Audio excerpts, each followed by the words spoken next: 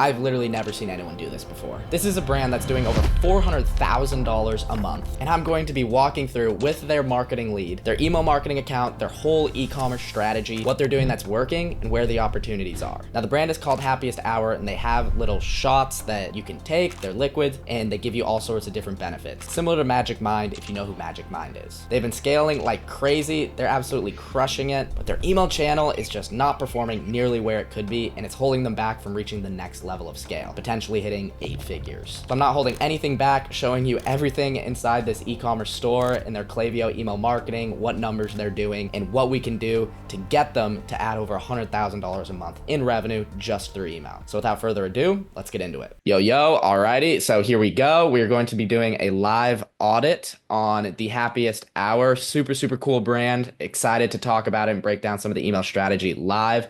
Here I have James, who's going to be talking about the account and helping us run through this stuff. So James, welcome in. Why don't you just give a brief intro about yourself, and then we'll kind of just like take it from there, and I'll ask some questions about the brand before we go into Klaviyo. Yeah, perfect. Thanks for having me.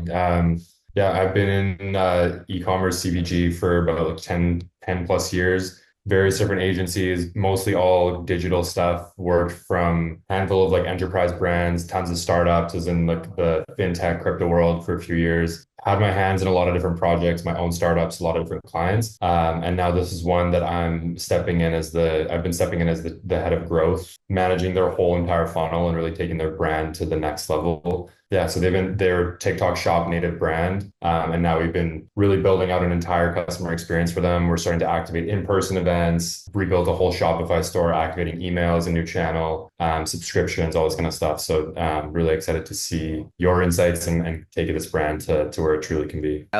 Hell yeah, right on. Lots of TikTok brands blowing up. So excited to talk about it because there's a lot of fun stuff that you can do. TikTok now, as you know, it has like a lot of limitations with what we can do from email. But there are some little tricks that we can do to try to get the most out of the TikTok revenue that we're generating. Sure. So right on. Cool. So you're the head of growth here, looking at scaling email mainly on TikTok shop. And yeah, so I'm just gonna share my screen and look briefly at the website, just so we have it. So all natural wellness shots. We have the different products here. So we have uplifted energy, stress-free, elevated pain relief. Could you talk a little bit about the bundles and kind of just like the store, where a lot of the revenue comes from, and like the different splits? Yeah, so this is built for mobile. So like your desktop experience is not going to be as great as what it was intended for, because we get like 98% of our traffic's mobile. Yeah. So it looks a lot better on your phone.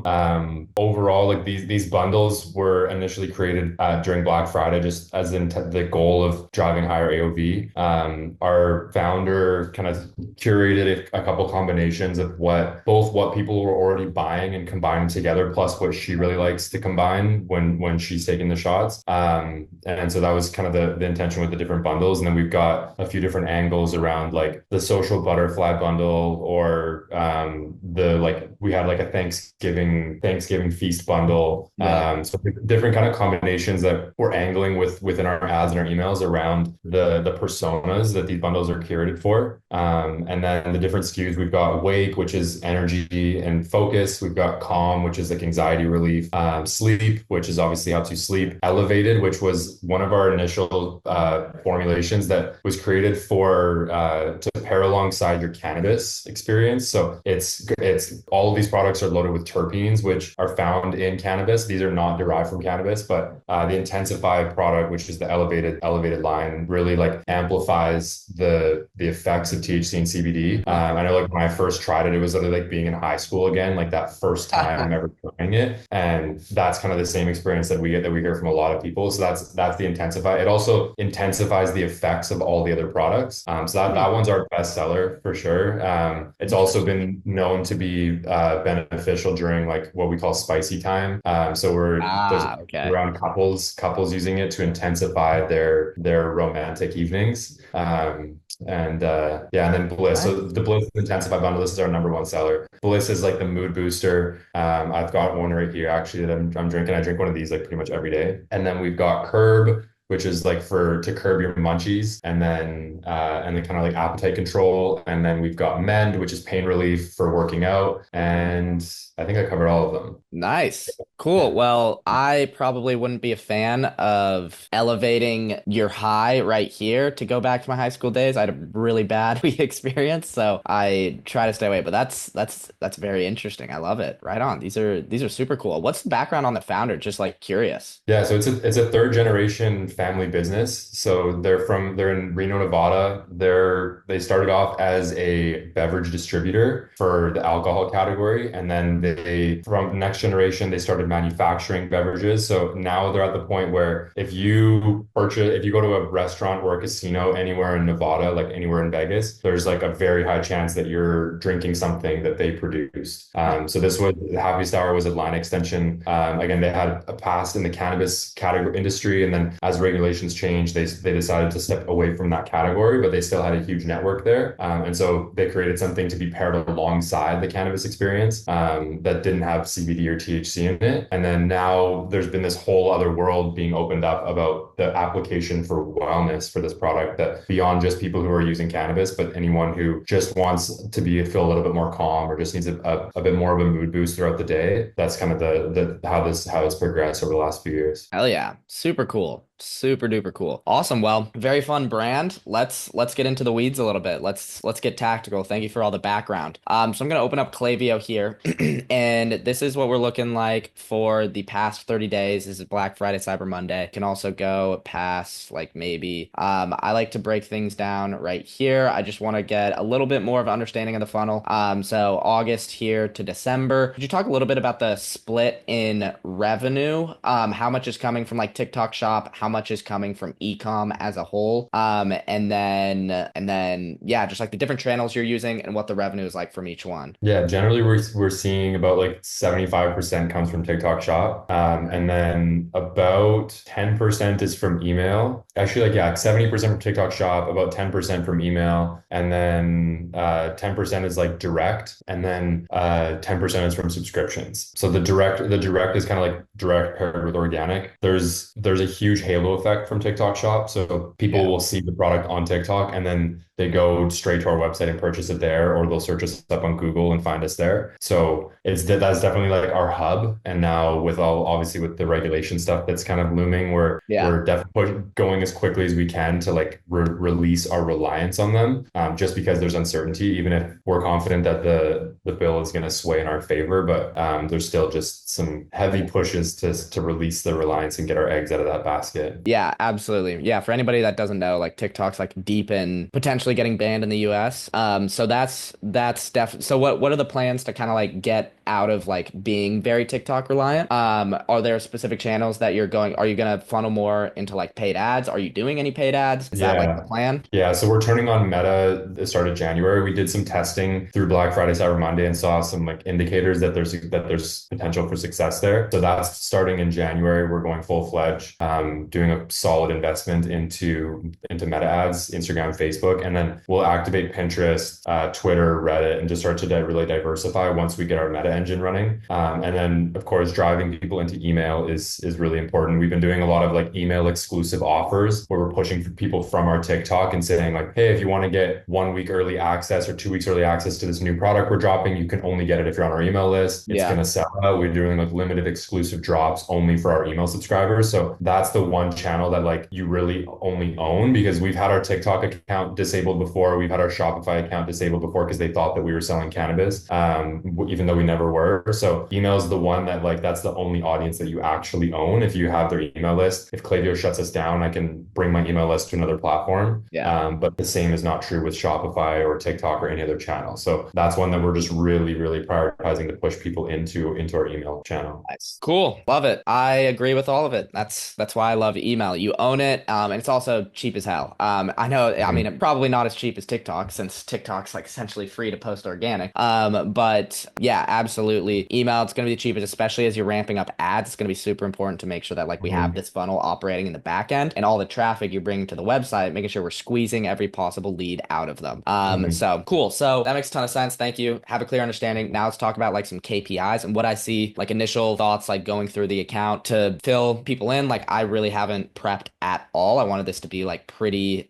live to see what it's like to like review an account live and point out like what the highest levers are. So like typically when I look at a dashboard like this, I'd be really concerned. 10% of total revenue from email, typically very, very low. Like our client average, for example, is 41%. And that's like our average, like after working with brands for like 3-4 months. But this is more typical to be lower if you're a TikTok oriented brand, because it's very hard to get people's emails on TikTok. You're not getting like actual traffic to the website. But still, like for our TikTok oriented brands, ideally we want to be at minimum kind of 20 to 30%. So that to me says like there's a good amount of room for growth here. And that's even with you guys doing over double and it being Black Friday, Cyber Monday. So that's one thing that stands out. The next thing that stands out is this split in revenue from campaigns versus flows. So campaigns making up 75% of the revenue, and flows 25%. Typically where we want to be ideally is around 50-50. Just that lets you know, this split lets me know when I'm looking at it what the lowest hanging fruit is. So in my eyes, it seems like the biggest lever right off the bat is on the flows because we can kind of get that to match campaigns. Sometimes you can get a little bit more heavy revenue from campaigns during Black Friday, Cyber Monday, or in big promotional days, but still, even your flows are going to pick up revenue from that time period. So typically it's not like huge. At most, like kind of like 60-40. A lot of this is going to depend on the brand as well. Sometimes things can be off a little bit. That's why I always like metrics, take them with a grain of salt, like comparing them to other brands because every brand is different. But knowing what I know about the brand, I'd like this to be at around 50-50, especially with all the cool stuff we can do with like automations and cross sells, upsells, subscription pushes, all that good stuff. So those are like the initial things that jump out at me. And then also like SMS. Is SMS not something you guys are doing or something that No, you want to do? we Klaviyo blocked us from doing SMS because they think that we're selling cannabis. Nice. Even though I've tried to fight it multiple times and we've been paying for SMS, but Really? I sent them like all of our ingredients. I sent them all of our like FDA statements, and they're like, "Meh, like we don't care. We're not letting you guys send an SMS." So that's something again, like we're gonna activate that with Postscript, Yeah. starting in the new year. But yeah, that's definitely a channel that I definitely see a lot of value in and have been wanting to try and have attempted a few times, and they just Yeah. won't apply. That's annoying. Yeah. I'll talk to some people there and see what I can do for that. But Postscript, all the platforms, they do the same shit. They're gonna try to sell you against each other, but at the end of the day, every SMS platform is pretty much the same. Postscript's good, Attentive, and Klaviyo.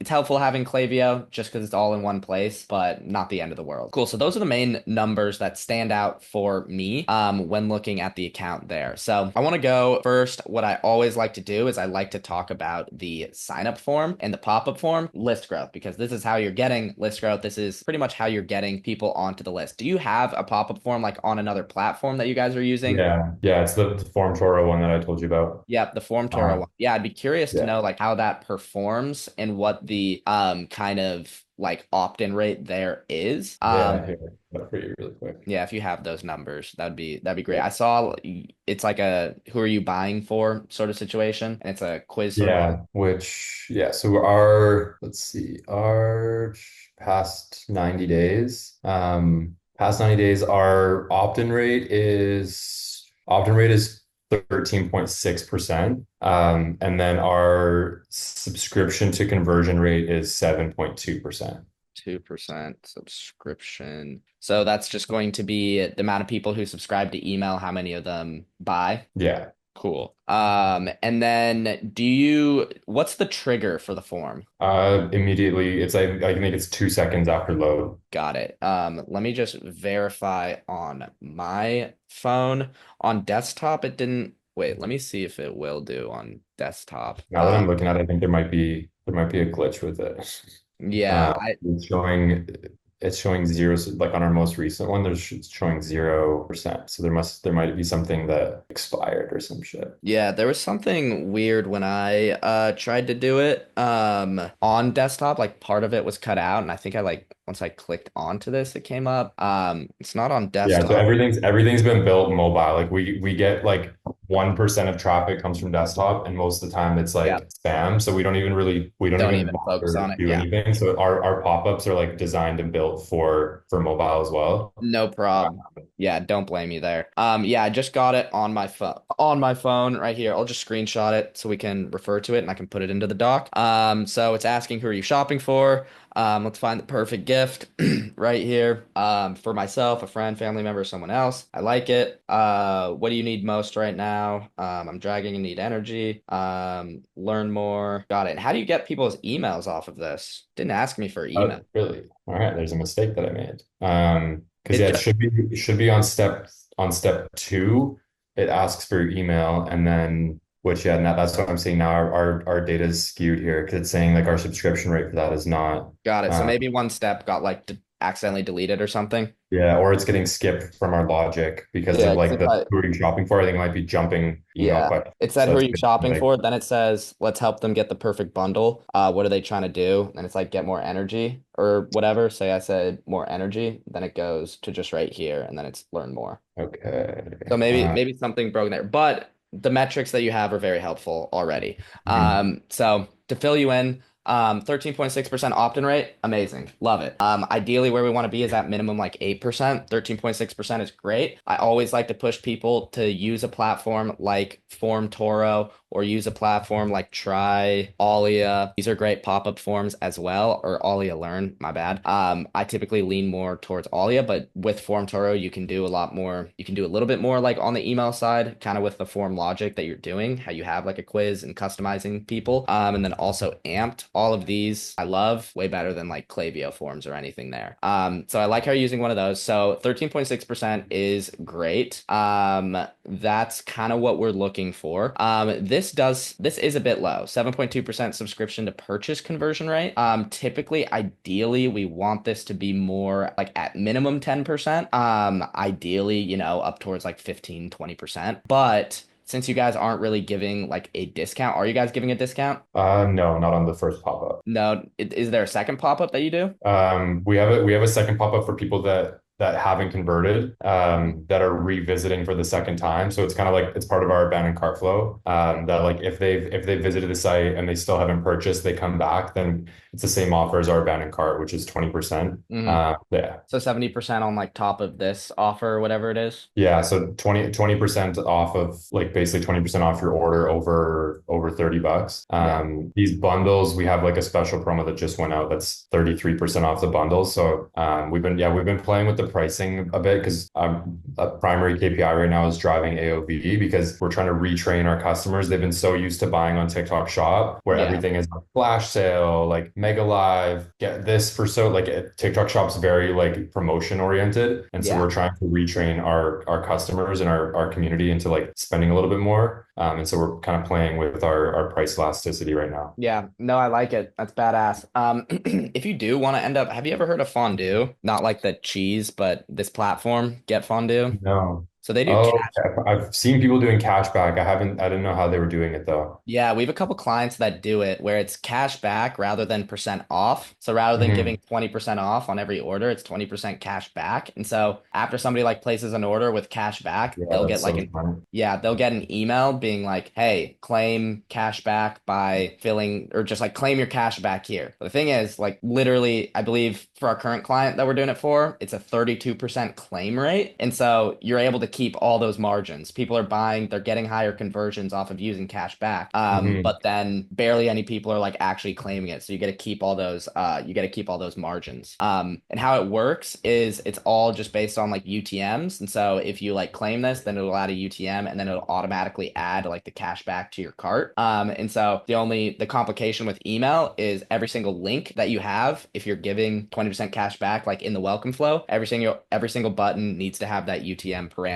if you're giving like 20% back or something. Something that we're seeing So a lot of. does it integrate directly into Klaviyo to have like a dynamic URL for that? Yeah, you literally just like every single link that you put like inside the flows, like if you were to click in, just like every button, you just paste whatever the UTM is. It'll be like question UTM. It'll be like I don't know, something cashback, whatever it is, and then you just create the UTMs inside of the cashback platform, and then you just paste that at the back of like all your links. So if you were to click here, you just copy. What makes it better than just doing like an automatic gift card? You can do that. I think it's just the messaging that works better. Cashback. I haven't actually tested it with the gift card, automatic gift card, so maybe that does work better. But cashback, we've just seen it work really well. Like the pop-up forms Yeah. that we do with cashback, you can like people respond really well to it and they Yeah. enter the email list at a high rate. But, since you're not doing a discount, 7% is pretty solid. I mean, ideally we'd like to get that to 10%. We'll take a look at like some of the email flows, like the welcome flow, what that looks like. That's not like bad at all. And this is good. So happy with the acquisition funnel. So I actually want to look at the welcome flow and see how it's doing, and what you guys do for the welcome flow.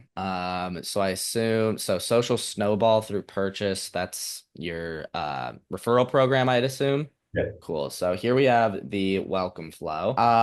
Okay, so let's look here. So we have a long welcome flow, multiple emails. Got it. Okay, so the open rate is fine. Some people would get concerned with like a low open rate at the back end of the flow, but notice how it's just like a steady, I guess it's not as steady, but at the back end, typically lower open rates is fine. You expect that. And it's good to see that it's still converting. The clicks are quite low.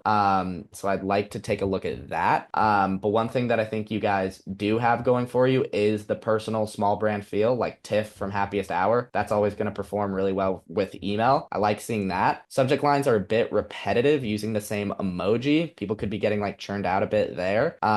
So wondering about that and if that's something that you can test. As far as the emails is everything mainly text-based, it looks like? I think we do two text-based, and then I think then there's a couple designed. Got it. Let's take a look here. Got it. Cool. So Like definitely the, like, the first text one is meant to be like it's meant to kind of have the illusion, like you said, like the small brand feel yeah. of like I'm the founder, I just saw you, and now I'm writing you a message. Versus the other ones are more like educational, design oriented. So you are giving 20% off on the first purchase, it looks like. Yeah, from the welcome flow, but that's not the current offer we have in the pop-up is again is trying to drive orders to those bundles. So we're trying not to discount those bundles. Which I think now that I'm thinking back is why I wasn't pushing for emails because I'm trying to push directly to a sale Got for it. those. But I think there should be like a backdoor to collect email on those pop-ups. There'll be a different one once holiday season's over because it's not so much gifting season. Yeah, Yeah, that's kind of the intention right now is like just trying to push sales straight to those bundle orders. yeah. That would be, I'd recommend doing the email side of things, adding email in. Just because those people will, if they just click off, then it's just you don't have their information. They're not going to come Mhm. back. So what you can do is on the form, you should be able to do this in the logic. So say you have step one is the who you buying for. Step two is what you looking to do, you're looking to get out of it. And then step three, email for offer. And even if they close out of this, whatever they clicked, whether it's energy, calm, whatever, just have the form, just direct them in the background once they fill out this. And so even if they don't enter their email, then you're still going to get the same effect, but you have the chance to get their email. And then the offer is just, you don't need to give the 20% off. You can duplicate this flow, and just remove the offer and then just take them to that like page with like the bundle deal. That is quite a bit of work. Juice might not be worth the squeeze if if you're only going to have it live for a bit, but Yeah, that's the goal with like next iteration of these forms is like based on what they select is to split them into a separate welcome series that's kind of guiding either based on like the recommended bundle or the recommended products that they get, and then guiding around like their lifestyle that they get a tailored welcome series based off of their responses. I've been slammed with Black Friday stuff, so I haven't built those out. Yeah, Which is why now it's come January, I need an email partner. Yeah, no sweat. And then, so yeah, looking at some of the metrics. So this welcome flow, conversion rate is actually quite low. Looks like we have around a 6%. It might just end up being that like 7% rate. Because I thought we weren't doing a discount, but we are doing 20% off. We want to be at least like in these first two emails, like at least like 10%. So I think there definitely is a lot of room for improvement. One of the things I would recommend, just as a quick win, is changing this code to not be thank you 20 because it's just generic. Everybody gets this. Nobody feels special. You can either do a custom code, but I don't love that because it hurts your ability to do design and put the code into designs. What I like to do is static random codes. So changing the discount code to something like maybe thank you like 6HG4. We've had this convert literally like 50% better for clients and tests we've done, just making it seem random. And it could just be a static code. That's something that for some reason, psychologically, you just like having your own code. I think that could help with conversions right off the bat. Would be curious with testing this versus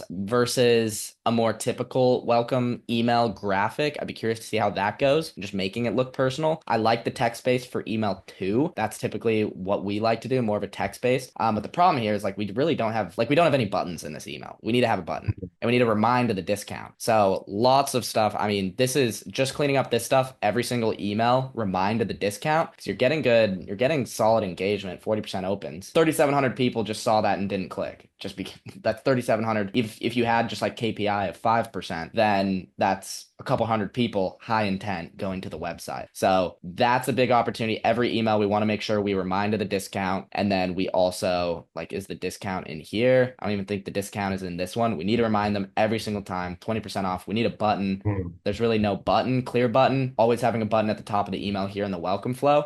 Just going through, like, the content is good. I like the content. It's good stuff. And you're getting, like, engagement here, like, throughout the emails.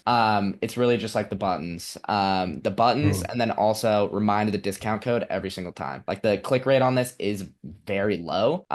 Just add a clear button right at the top here. That's literally going to transform. You'll probably have over 1% click rates throughout the whole flow. If just like your happiest hour awaits, don't forget to use your discount code and then shop now. And then also, if we can, add some urgency. Your discount code's expiring. It's a custom code just for you. It's expiring. That is going to really, really, really lower your cost per acquisition too once you're doing ads. Because once you can get these people to buy more often in the welcome flow, you're not going to have to retarget them. And if like that, I think this is a very, very low hanging fruit. Change that code, just that little switch. I like to test a graphic based email, clear buttons, remind of the discount every email. And we're going to be in a good spot there, I think, because also the emails and the designs, like those look solid. Those look good. Some conversion based stuff we can do. But that all looks solid. Just some couple things that probably, like, realistically, I think that would double the welcome flow revenue and in turn likely decrease your cost per acquisition significantly. Any questions there? I want to kind of like move fast so we can get through a lot of this stuff. That makes a lot of sense. I'm surprised that I didn't realize that I had no buttons in those emails. It's kind of embarrassing. Oh, no sweat, dude. I've seen a lot worse. What you guys have is good. Like this is badass. This is badass. And I love the splits based on like the product too. So store credit. Let's talk about this real quick. What's this flow? That one's like, this was pulled from one of your videos actually. Nice. Oh yeah, the hey, you have store credit. And so this is for people who they place an order over $75. Yeah, so I have like a segment set for people whose average order value is over 75, and then they get this flow. This is badass. I might even steal this. Nice. Yeah, I love this email. It looks transactional, says the customer's name. Amazing. Love that. I love this trigger too. Like, that's badass. It has a really, really good place order. Like, this converts better than your welcome flow, which is crazy. Look at the click rate, 26%. That's nuts. I'm probably gonna steal that. I haven't done that as like a segment-based trigger. So good stuff. Learning from each other. Awesome. So let's talk a little bit about abandoned checkout, abandoned cart. Let's look at like the flows. Let me look at like what's live, see if we're missing any. Do you have an abandoned cart trigger on your website, or is it just checkout? Do you know? Do you have a cart function? Yeah, add to cart. Yeah. So right now, if I were to leave the website after adding this to cart, I wouldn't receive any emails. Because the trigger on all of these is checkout started. And so I only added to cart. In order for those flows to fire, I'd have to click checkout now. And then if I left, I'd be receiving emails. So Okay. ton of So how is it gonna, you'd have to be a return customer though, right? Because I figured, I thought you have to put in your email in that checkout started thing for us to even have your email. But I guess it's, if you're a return customer, then. returning customer, yes, because we have your email. And then also, if you enter your information on the pop-up form, then we Mhm. have your email and we're able to track those. So we can Yeah. see like if that metric's firing, added to cart. Yeah, so it looks like it's not firing right now. Looks like it broke. You can just so Shopify actually will automatically add an added to cart trigger now. This is actually new as of a couple months ago. If you just disconnect your Klaviyo and Shopify, then restart it, it'll have the added cart trigger for you. And then you're going to be able to do this flow. So anybody you have an email for, you're going to be able to send the added to cart stuff. So that could be people who fill out the Okay. pop-up form, they join the welcome flow on email 3, they click, they go to the website, they add a button, they add an item to cart, and then they leave. That's going to help also that then you'll be able to send those emails. And so that's a good chunk of change as well. For sure. Good to know. Also, something that we're missing is browse abandon. So again, so that would be for somebody who views a product and then leaves. Looks like with the site, it might, yeah. So if somebody viewed this page and then left, right now they wouldn't receive anything. So the trigger for that is just viewed product. Wherever viewed product is right here. Yep, it is firing. Cool. So we could get a lot of people entering the browse abandon flows. And these are only tracking people who you do have emails for. So 58 Mhm. people right here, 60, 32. Big opportunity there for the browse abandon flow as well. And let me look at what's in the checkout abandon flow. I like how you're sending 6 emails. Love it. 1 day apart. Amazing. Open rates are a bit low. It's very low volume. Only 26 people. Yeah, now I'm realizing, like, yeah, the metric was, if the trigger wasn't set up properly, then This is checkout abandon. So checkout abandon is set up correctly. So okay. this is good. It's just like very little people actually go to checkout and then leave. It's mostly it's Hmm. like cart. So cart would probably have like a couple hundred or something. But it is low volume, so it's tough to judge some of these numbers. I mean, placed order rate, just to give you an idea, abandoned checkout, we want to be at least 10 to 20% conversions throughout the whole flow. So, but it's really hard to say. I mean, only 26 people entered, and this is the sleep. I guess we're also splitting by the product, but I like the strategy here. Multiple emails reminding of different things. Oops, did you forget something? I'd put a button up at the top. But you know, this is solid actually. This is good. I think your abandoned checkout is good. We just want to duplicate this for the abandoned cart flow and have something a little bit simpler for the browse abandoned flow. Somebody views a product and then leaves. And that's gonna pick up a ton of revenue. I like how you're splitting by each product. Super personalized, super custom. Love it. Amazing. A lot more work, but worth it, especially if you're going to be scaling and keep scaling. Yeah, like this is more where we want to be. I mean, it is only 32 people who have entered, but like that's like these are the metrics that I more want to see. 9.4% placed order rate. The click rate is less than the placed order rate. So people are seeing this email and then going back to the website rather than just like Hmm. clicking. We kind of want to streamline that a little bit. I'd put a button just right here as well as down here. Yeah. But this is good. I don't mind it. I like the strategy here.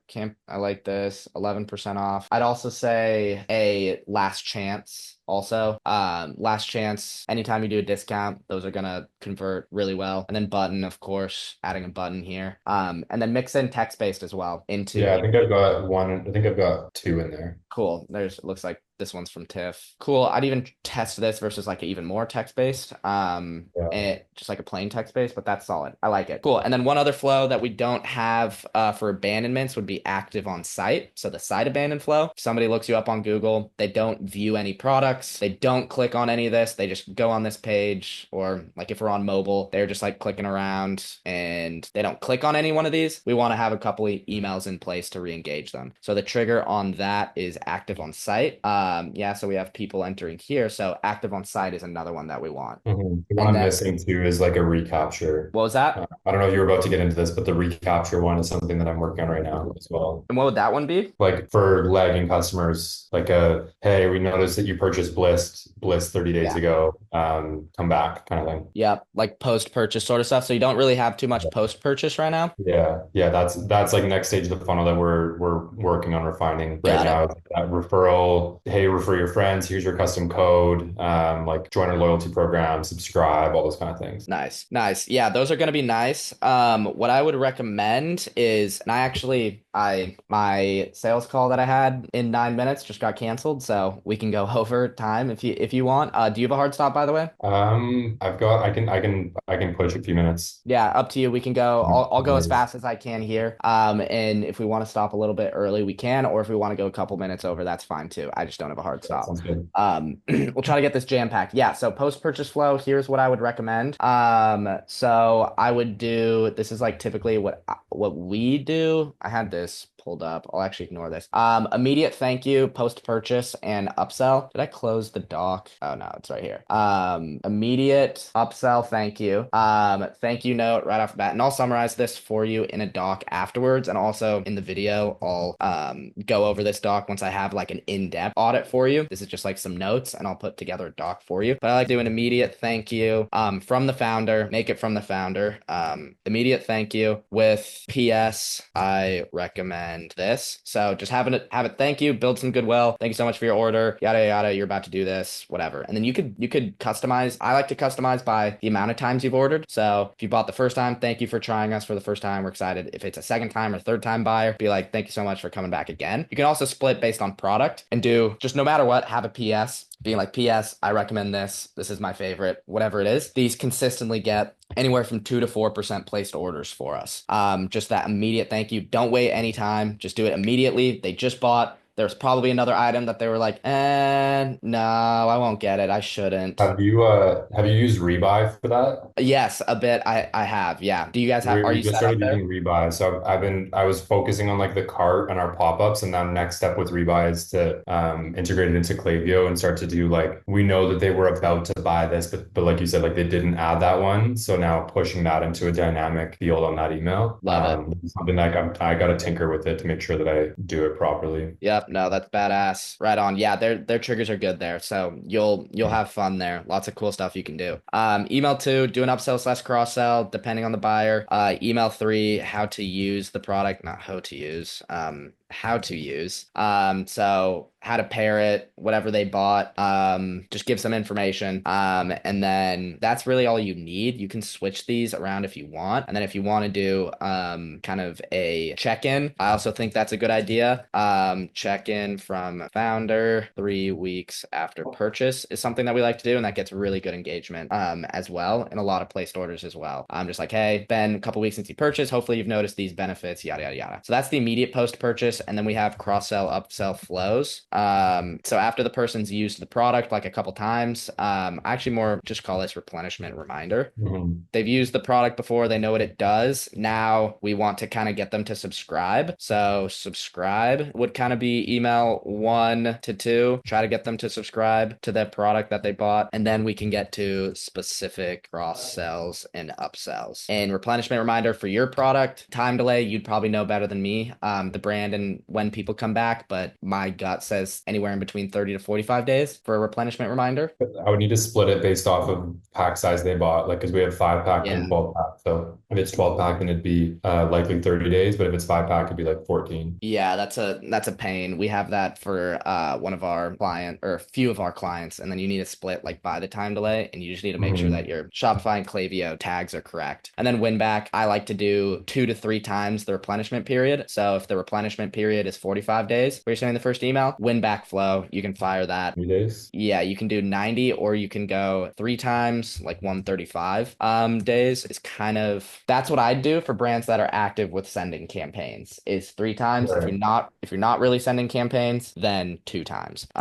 If And you how frequent, like for a brand like this, how frequently would you be sending campaigns? That's what I wanted to go Okay. through. We Yeah, don't we have can touch too base. much time, but we'll go through that. As far as flows, so pop-ups, love what you're doing there. Amazing. Welcome flow. We talked about those. I'll get this all over to you and like clean it up as well and then go over this. But pop-ups great. The welcome flow, we went over like a couple of those ideas.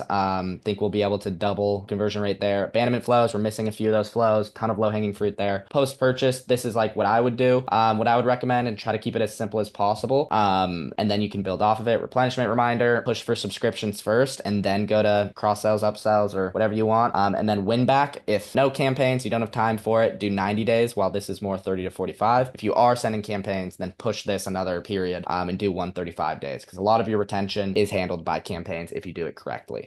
So that's like everything for flows right off the bat with base flows. Lots of good stuff there. I think right off the bat, that would push the revenue up to kind of like more of the period that the more of the revenue that we want. Then of course, flow revenue scales as the brand scales and you get more traffic. So there's flows. Now let's briefly go through campaigns and what I see here. So not too much that we're sending. I assume, you know, busy team, all this stuff. Could you briefly talk me through like the campaign strategy you guys have, if there is one, what you've been thinking? Is there kind of like anything there or like any plans? So we just turned on email in like October, and then so far campaigns have been like restock, a couple new product releases, or like product replenishments, and then Black Friday, Cyber Monday. Yeah. And there's been a couple campaigns, like for example, around the election, we sent a campaign that actually did really, really well.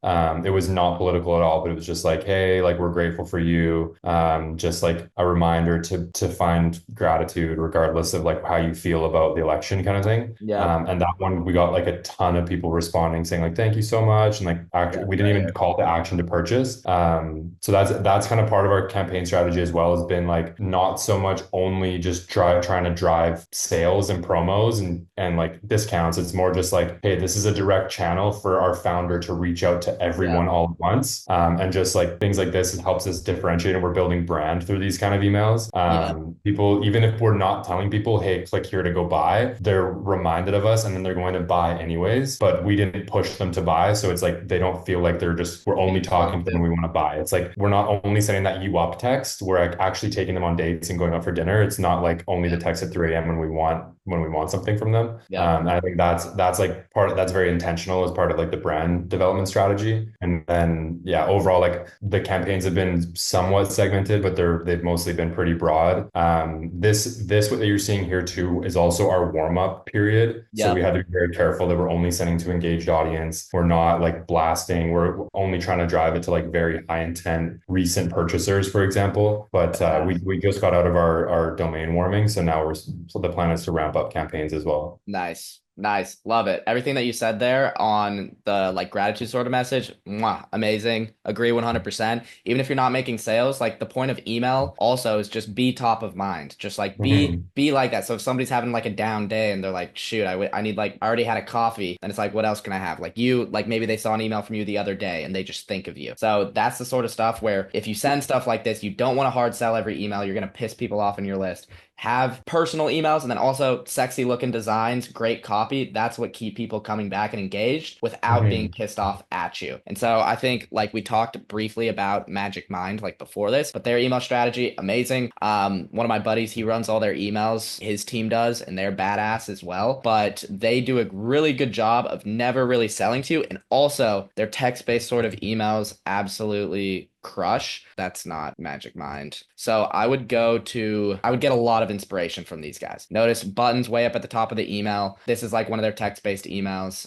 This was like one of the sale ones, but from the founder here. You can see they do like brain teasers and stuff. I think that would crush for you guys. Let me try to find one of their brain teasers. Q4 they haven't really done too much of it, but giving value, like here as the weekend rolls in, I want to share a few tips that help me productively unwind, stuff like this. I'd always put a button in the footer. You don't need to say shop now, but just do this because people will click your website if it's like underneath customer's footer. I would 100% recommend that. Plus it'll help your deliverability, always getting clicks. 3 ways to enhance mental acuity. They have sexy looking designs. They have cool transitions. They're giving value. It doesn't seem like they're always selling, but it's still, they have these buttons here for a reason. They're there because people will just click.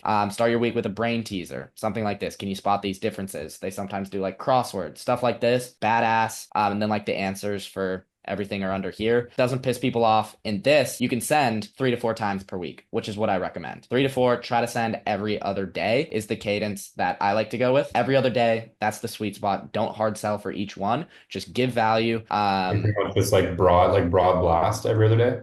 Engaged email lists.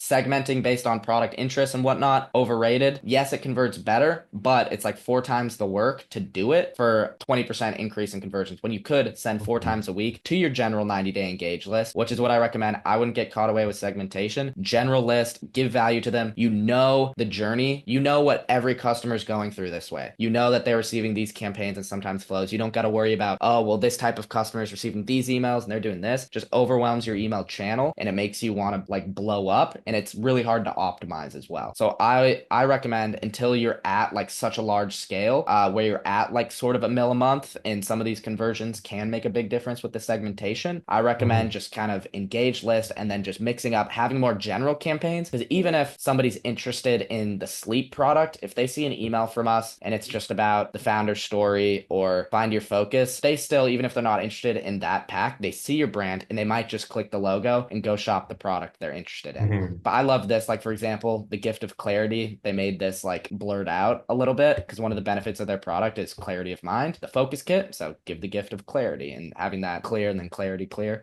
So this is the exact email approach that I do for campaigns. And then flows, you do a great job. Flows and pop-ups, you do a great job. We're just missing some stuff in some other stuff, but you have a lot of the stuff like is there. We just kind of like need to build on top of it. Campaigns, a lot of these emails, like based on the designs I'm seeing, the designs are solid. I like this button up at the top. Love these transitions. These are great. I love the text-based approach that you do. I would even potentially try shortening the text-based emails. These are a bit long. I also don't like to have as many buttons in my text-based emails. They can overwhelm you. I've tested this and it harms click rates in the past. I like to just have simple sort of one button kind of at the end. Like you can see Magic Mind does this too. They're not having a ton of buttons. You can, if you're promoting different bundles and whatnot, you're going to need different bundles. But like here, every single time, there's pretty much always just like one call to action and then buttons at the bottom, and then just like the navigation buttons at the bottom.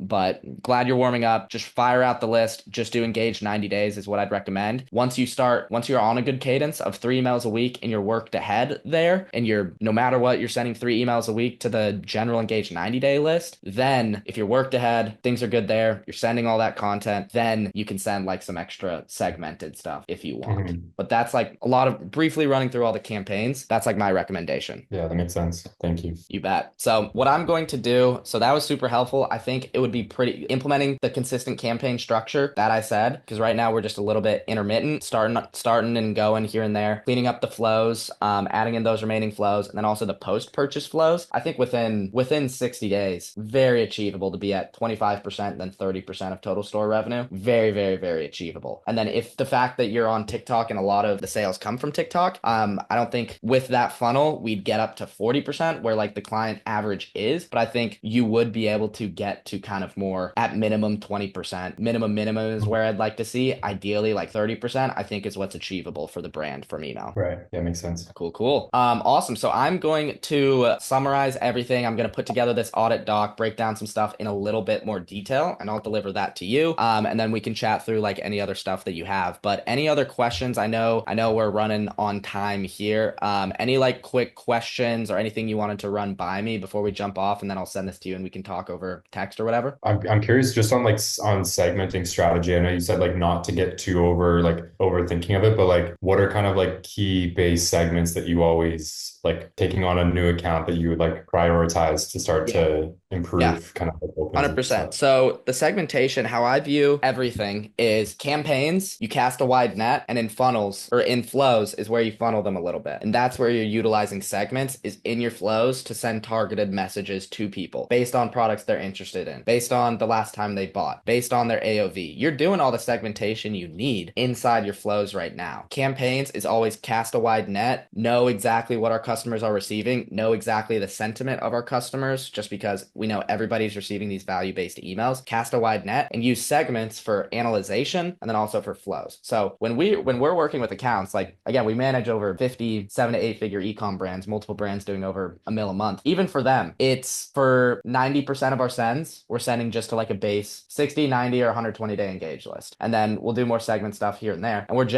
we have brands over $1 million a month who don't even do retargeting ads at all. They only do acquisition ads, and email they make a shit ton of money in the back end from email. And it's literally we're still just sending like these base engaged lists. So there's really not too much there that I recommend. Some people will, but frequency in my opinion is king. And and you can send at good frequency if you have sexy designs and copy and you're giving value to the email list and building goodwill, then you'll keep your unsubscribes low. But to answer your question, segments that we always like to do when we work with a new account that are useful for looking at and getting like information from the list and maybe sending emails for, window shoppers segment or espresso shot segment, same sort of deal, but essentially anybody who's been on the website 2 or 3 times in the past 30 days and they haven't made a purchase, they visited back multiple times, we like to have a quick email or flow to be like, yo, stop flirting, take action, or do a quick discount.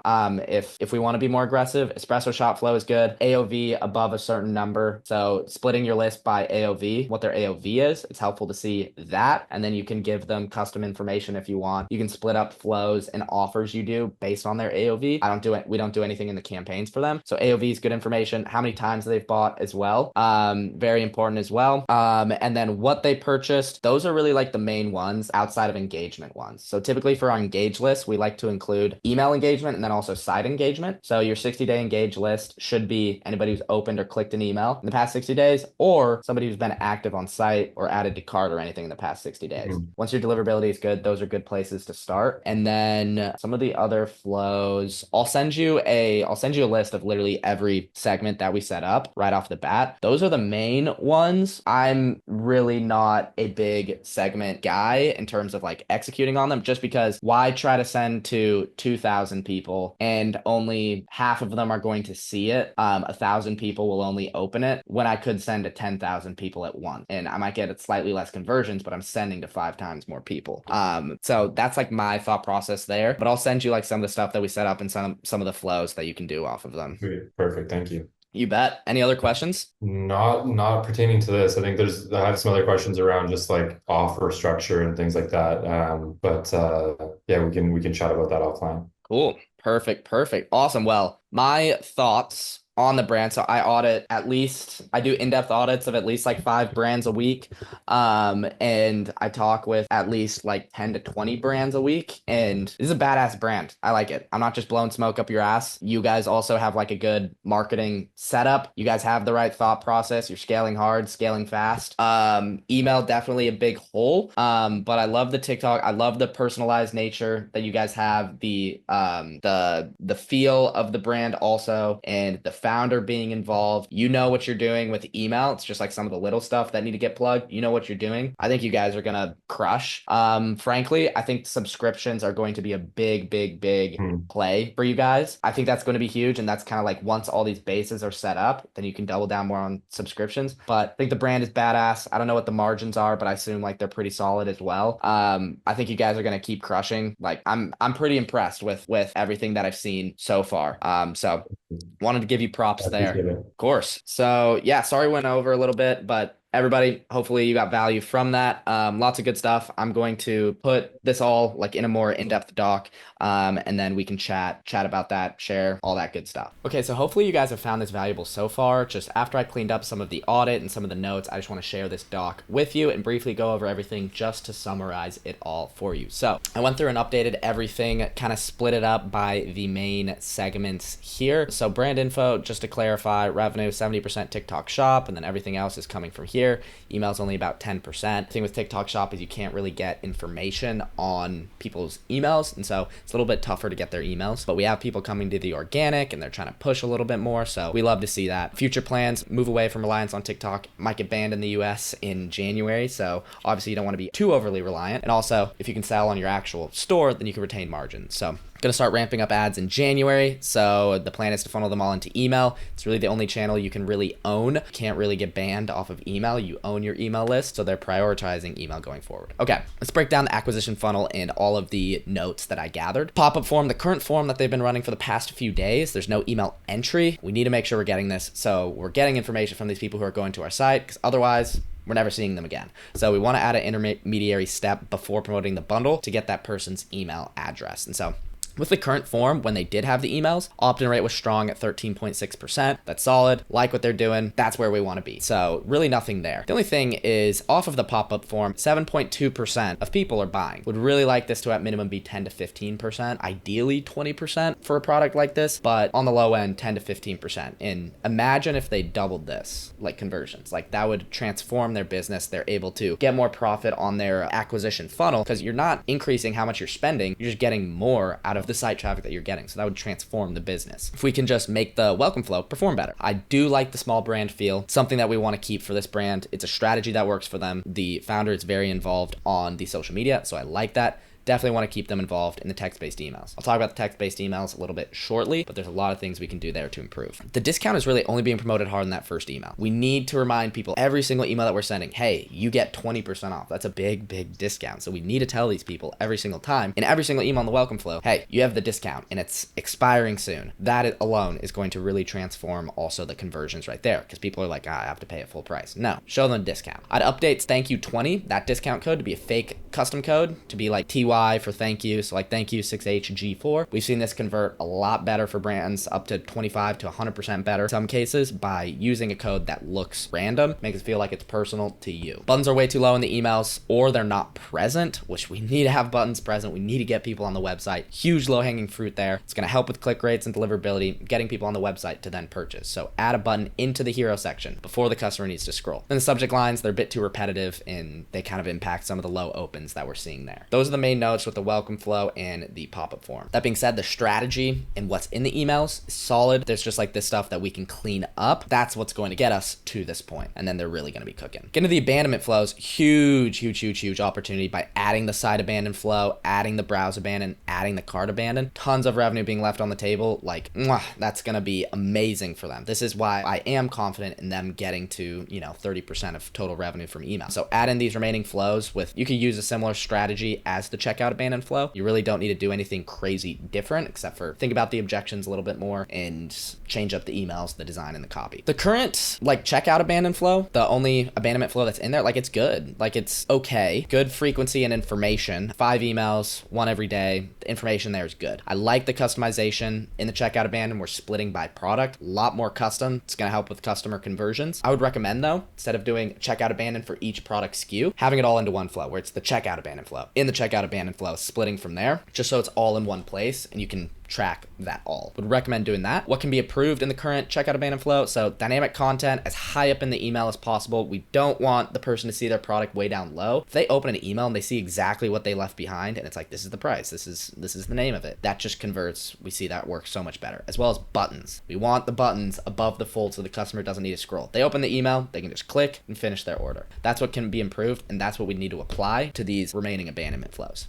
Go into the post-purchase flow, which is the one that fires immediately after someone buys. Currently nothing in place. Big opportunity for quick upsells and then branding and relationship. This is going to add good chunk of change here, at least a few grand a month. Immediate thank you right off the bat, right when someone buys. Thank you from the founder. Thank you so much for supporting our business. Yada, yada, yada. Have a PS, buy this product, or PS, do this. And you can customize the upsells if you want, but an immediate thank you is going to work. 1 to 2 days after purchase, you can do an upsell or cross-sell. If they want to be aggressive, you can skip this if you want, but this usually picks up a lot of revenue as well.